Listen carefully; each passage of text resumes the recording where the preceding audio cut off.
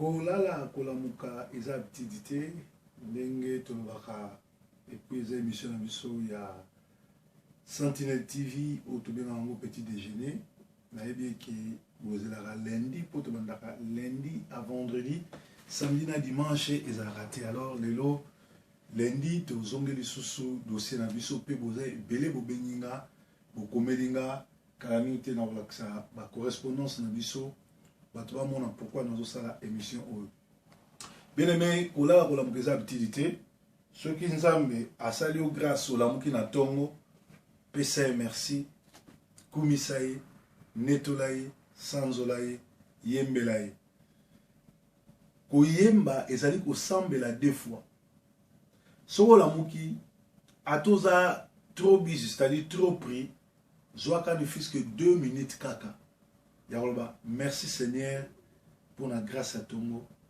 Na lamuki sous na bomoy, batela nga journal lelo, batela bana nanga, batela banzela nanga.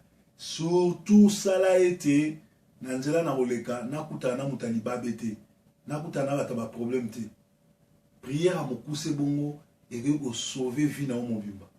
Parce que nzelo tozotambola na ba elima, na ba bilima. Na bekila nzela moko alors soko za na vie à prière te soko kabi journée ne pas nzambete mamami et là comme sona okebisa bino bato nyonso bazoya ko dénoncer bazoya na bible bazoya na ba prophétie bazoya na ba miracle bango nyonso baza nzambete o nazongeli mutu nyonso to komoni na bible ya moke ya munene na kwa nyonso tout tous ceux qui portent des Bibles ne signifient pas qu'ils sont des chrétiens. Il faut faire trop attention quand tu rencontres quelqu'un, s'appelle chrétien, quelqu'un qui te dira qu'il est chrétien, qui prie, pasteur, évangéliste, prophète ou arriva. Il faut faire trop attention. Mais la Bible dit, inspiré par la puissance du Saint-Esprit, les gens ont parlé de la part de Dieu. Et ceux qui ont été remplis de la puissance du Saint-Esprit savent reconnaître les faux parmi les vrais.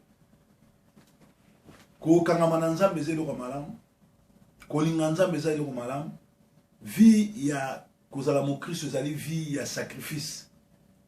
Ezala vie moko eza facilité. Sozo tambola malembe na vie na yo bu Christ sans problème sans mikakatano, c'est que botambola kana satana nzela moko.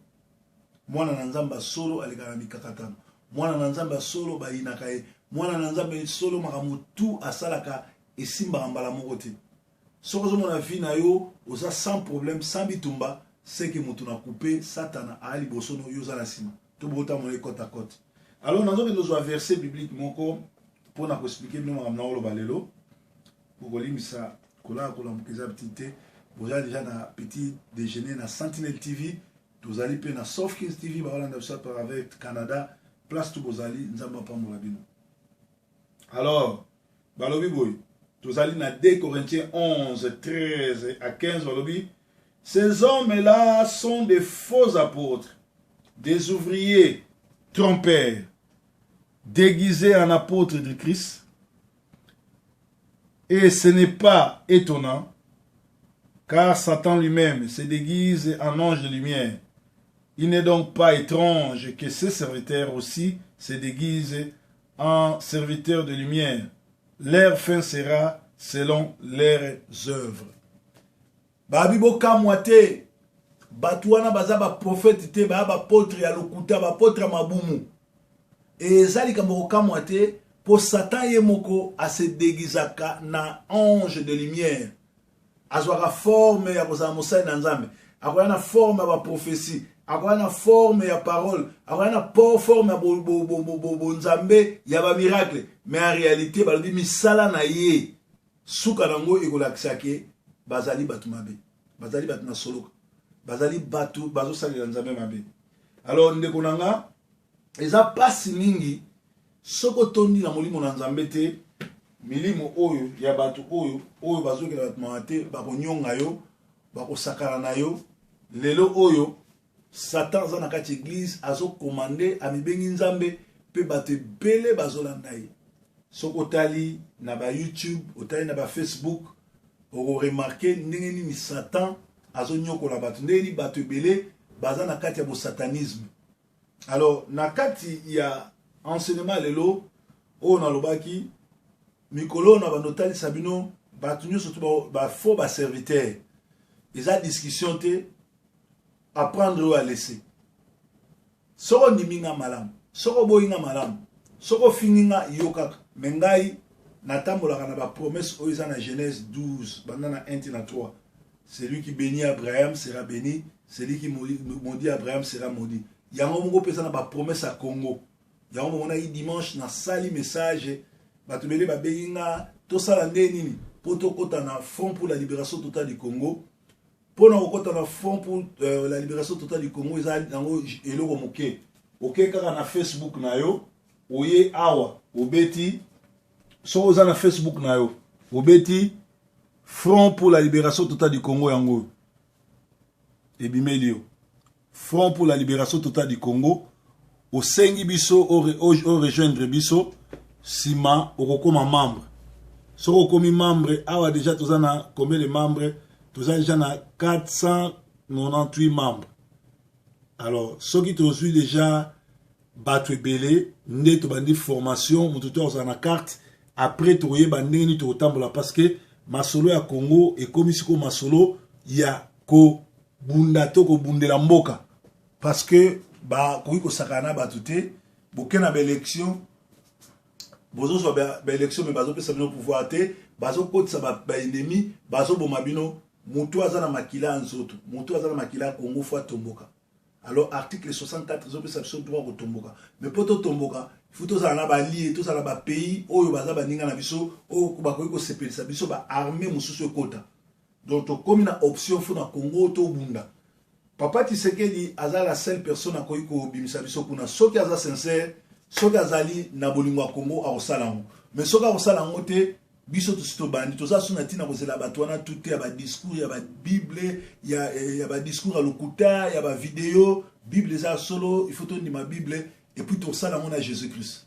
Donc ya monto baki Front pour la libération du Congo yango au koti au sengi friend na Facebook to obengi biso na numéro ya téléphone to koyeba sikoyo ko kotisa yo pe okozala membre na biso comme ça okoyeba idéologie na biso vision na biso ba carte kozala okomona parce que ba chrétien nde ba ko libérer mboka mais loko munini na utolo bawa Satan c'est à côté de l'église. Satan azo transformer Bible. Satan azo longola ba verset biblique. Satan azo tia désordre na kati ya bana na Nzambe soki boza na bonzambe te moye boye ba te parce que Satan a côté déjà l'église. Et ça ndenge monde to ba Rwandais ba côté na opposition Kabila tinda ba faux opposant na kati ya opposition ba Vital Kamerhe ba Kengo tout et tout bazo bi ba en opposition mais baza ko back Kabila. C'est-à-dire Satan passe à l'endemwana atindi ba pasteur à lokuta ba prophète à lokuta pour ba détruire vie à bato pour ba nyoko la bana bato. Alors les autres ont noté la cas ya mutu moko ya prophète moko oyo azo sala ba aventure makasi na Bruxelles pe bato belé ba ke kuna ba ke ko sambela vie na bango bébé. Comment se fait-il yo ke yo pesi dimi na yo o pesi offrande na yo o pesi nyonso ba mso bazo ko ba Paris ba okene mais banda ke kuna blocage na blocage po ye ba koze sika fo Malachi 3 7 à 12 zo ba pesa dimi na yo po na yo soko pesi dimi na ko menacer o yazo bloquer. Zéa tout temps Malachi 3 Malachi 3 ou na kotanga ngosima ça eza na tina na kotanga ngosima bal elobi soki opesi dimi na offrande Nzambe mo ba no bundela yo mais comment yo ke pas prophète ok pas pasteur opesi mbongo bando pesa blocage c'est que mutuana misala ne la kisi kaza Nzambe te ezala makambo susu ko kende opesi makambo ye la kisi Nzambe alingi peut-être te okota na ndako wana Nzambe alingi peut-être to kende nzela wana Nzambe orienté au côté musu mais so moni blocage total c'est que oza na mosali ya lokuta. Alors total moko ba faux serviteur wana total bandeko batali tozoki notanga correspondance yango yo Flavia Louia Mutatindi, Papa Salomon Shalom avec Maman Bena. Je viens par cet moyen vous demander de prier pour moi. Nazo perdre tout entre nazo perdre peut-être ndaku nangai. Nazali na bana mibale depuis nauta Bruxelles et pas ya pasteur Tony Silasi pour la délivrance. Papa ba problème est comment pire vraiment. Priez pour moi. Nazala libanda parité. Awa Paris a passé penza. Bonne journée et merci pour notre soutien spirituel na bino na Maman Bena. Je vous suis tous les jours. Alors na komeli awa na lobi maman ya solo wana makambo lobi mais yebisa ngai barobondela pona yo pona likambo nini. Alors maman explique nga makambo nyonso surtout. Qui est pasteur Tony Silasi to ke no yoka yisiko makambo azosala.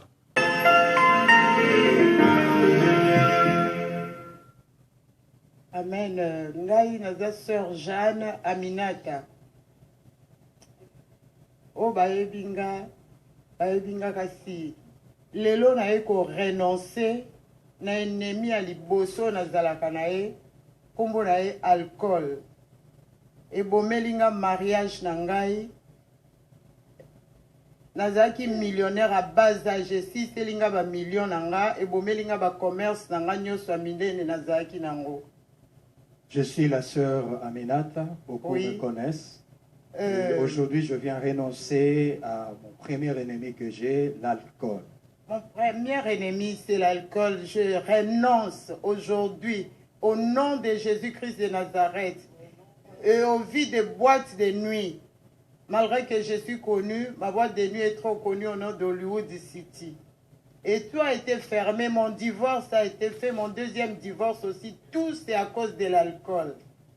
Aujourd'hui, je renonce à tout cet ennemi, à la prostitution, parce que j'ai trompé mon mari, je lui voyais comme un papier à cause de succès. Aujourd'hui, je renonce à tout cela, au nom puissant de Jésus-Christ de Nazareth. Je suis revenu maintenant à 100% à Jésus-Christ de Nazareth. Et l'Esprit de Dieu, malgré que je faisais du mal, je bois, je fais tout. Comme on a commencé avec Pasteur Tony avant, dans les années 90 et quelques, je venais aussi avec mon fiancé avant qu'on se marie. On venait avec lui à l'église et tout. Je suis partie, je me suis allée me promener partout, dans beaucoup des églises. Mais maintenant, une autre fois, ma soeur est venue, elle me dit, ah, mais tu sais pas, pasteur Tony est ici. Moi, je dis, j'ai déjà attendu, mais on a dit que c'était fermé chez Tony. Après, il y a quelqu'un qui était venu, Michael Kisanga. Il me dit, moi, je suis l'ami de Tony, je suis venu là, il est venu même dans sa maison. Va là-bas, Tony va te recevoir. À moment de tout ça, il m'a ramené les papiers de Tony. Moi, je dis, ah, Papa Tony Silas, il est toujours là. C'est pour ça, aujourd'hui, j'ai dit, bon, je vais aller voir. Je vais aller voir et je suis revenu. Avant de venir, en tout cas, j'avais prié pendant 3 jours. J'ai dit, je vais essayer. Aujourd'hui, je ne bois pas parce que je vais aller voir Pasteur Tony. Comme ça, il va m'expliquer qu'est-ce qui se passe dans ma vie. C'est pour cela que je suis venu pour renoncer et je donne de conseils à tout ce monde qui continue à faire cette vie. En tout cas, d'abandonner et de suivre lui-même, Jésus-Christ de Nazareth, l'homme de Galilée, qui a guéri les malades. Oui. Qui a guéri l'homme de Bethesda. On s'est beaucoup égaré. Près du Bethesda, il n'y avait personne pour nous guérir. Si c'est aujourd'hui, vraiment, vous me voyez ainsi, je suis venu ici dans la maison de Dieu. Je suis comme quelqu'un qui a été à Bethesda. Et je vais voir être guéri à Bethesda. Je suis guéri. J'ai renoncé. J'ai été humilié à cause de l'alcool.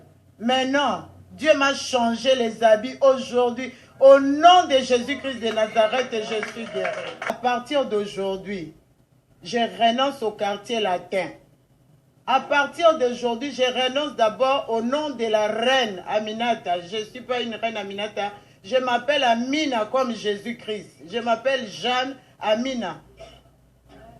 Je ne veux plus qu'on m'appelle la reine parce que je ne sais pas là où ça vient le nom du reine. Et je renonce à tous les succès du monde. Je ne veux que de Jésus-Christ de Nazareth. Amen.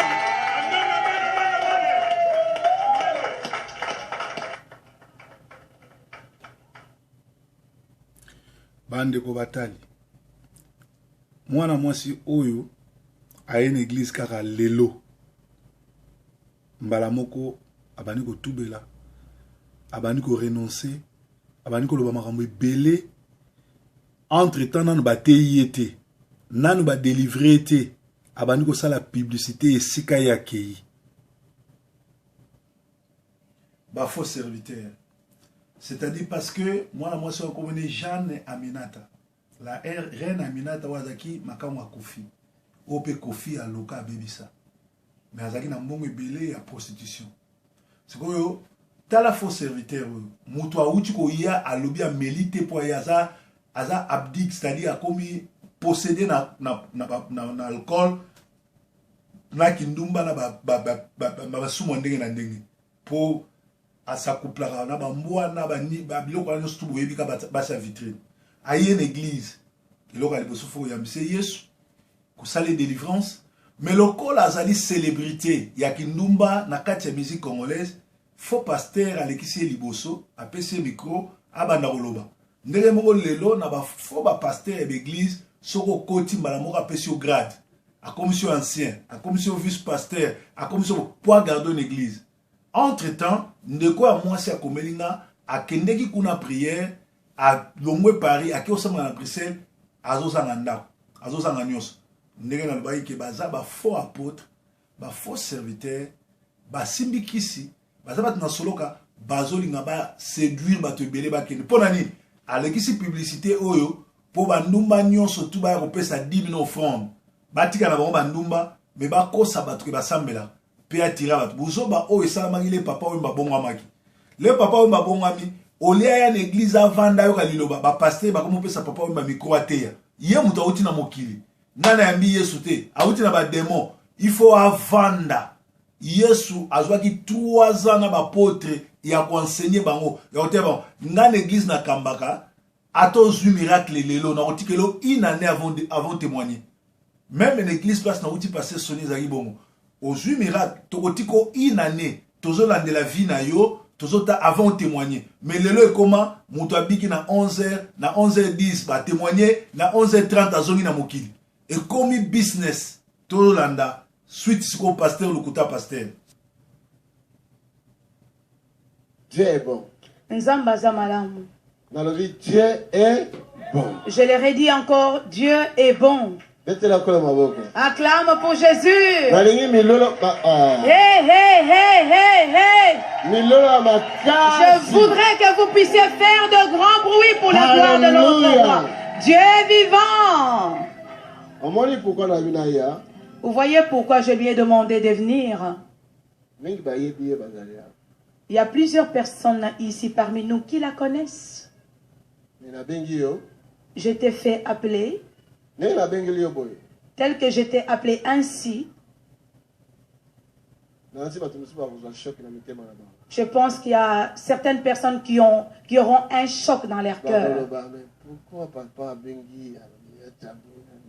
Mais les gens diront, mais pourquoi papa a fait appeler Aminata comme cela devant tout le monde?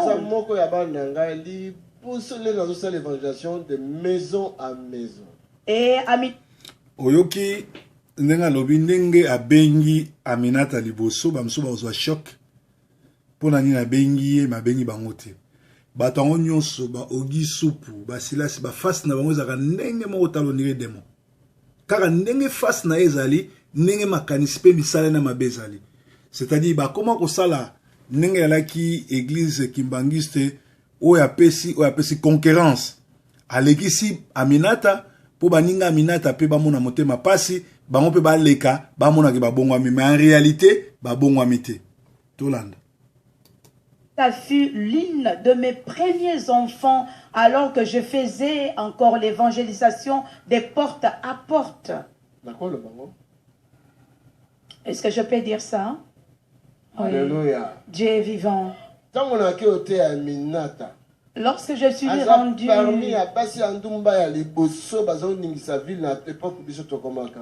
Lorsque je suis allé pour prêcher à Minata, à cette époque-là, elle était parmi les premières prostituées qui secouaient cette ville. Moi, je lui prêchais et je lui ai vu pleurer. Ce qui, je ne me trompe pas, na côté il y a Roger. Si je ne me trompe pas, c'était du côté de Roger. Vers l'immeuble Amélis. Voilà. L'immeuble Amélis, tout près de la gare du Nord. Alléluia. Elle a pleuré. Abi papa, musalayo. Eza volonté nangate, mais na yebite lokoni ekota biso. Et ensuite, elle me dira, papa, ce travail, je ne le fais pas par ma propre volonté. Je ne sais pas qu'est-ce qui me pousse. Ensuite, elle m'a emmené dans la maison et elle a appelé tous ses amis prostituées. Il n'y avait pas de fauteuil, il y avait des matelas.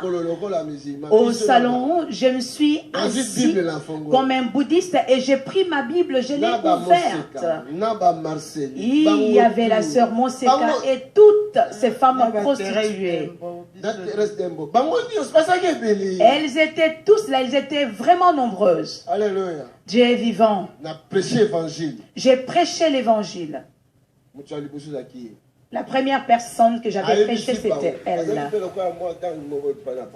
Et ensuite, c'est elle qui leur a parlé parce que elle était comme l'air cheftaine. Ensuite, elle leur a dit, nous toutes, nous nous rendrons à l'église.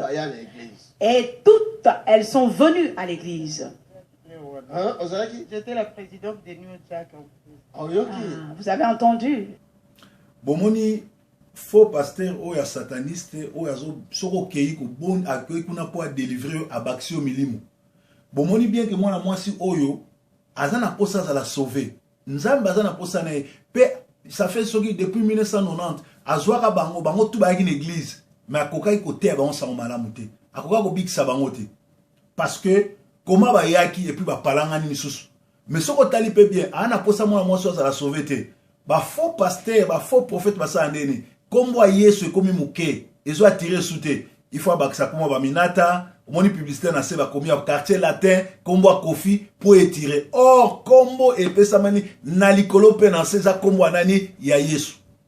Pe lisusu, azo sala ndenge wana parce que bana basi oyo bazali o babimara bandumba na babimara na bandoki na ba squelette na ba mbwa na batondene bazana ba démon ndenge bazana soko libéré te o délivré te lera ozonga moki so nza même tana posane satan ko lingate abongwana akoboma ye metala mwana mwasi oyo ba yeso ko exposer ye po babimisa publicité ser na ngai Aminata soko olanda vidéo na sali yango pona mabe na ote na sali poza la sauver okima pasteur wana na wipe oyepa na ngate Lukanza mbatali sosika malamu kenobika parce que église de Dieu vivant ezana na sikatenda yanganga akende kokufa na Congo Brazzaville ko kenoluka kolongola nzoto ya roi makoko et mwana na yazaki aventurier lelo o azali moko abanganga moko azo sala ki collabore na kati ya Kinshasa bazana banzambe te bazana batu basimbi soloka bato ba otambola na kobanga nzambe te tala batu boni babenginga Tony Silas ya bondela ipona bango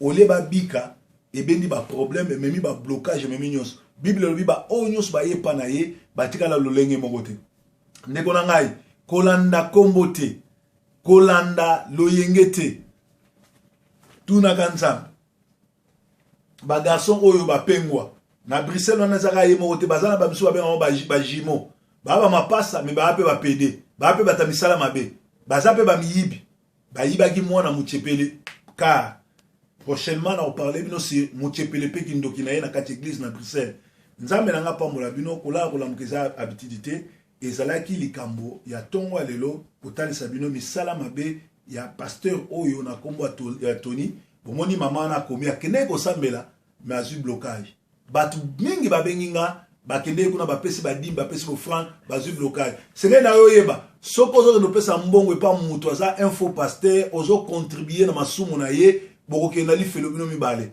même nga oyo avant pesa ngai eloko faut tout na nzambe osambela nzambe hotel so kimia na nzambe za na bino journée ou eza journée malam to mona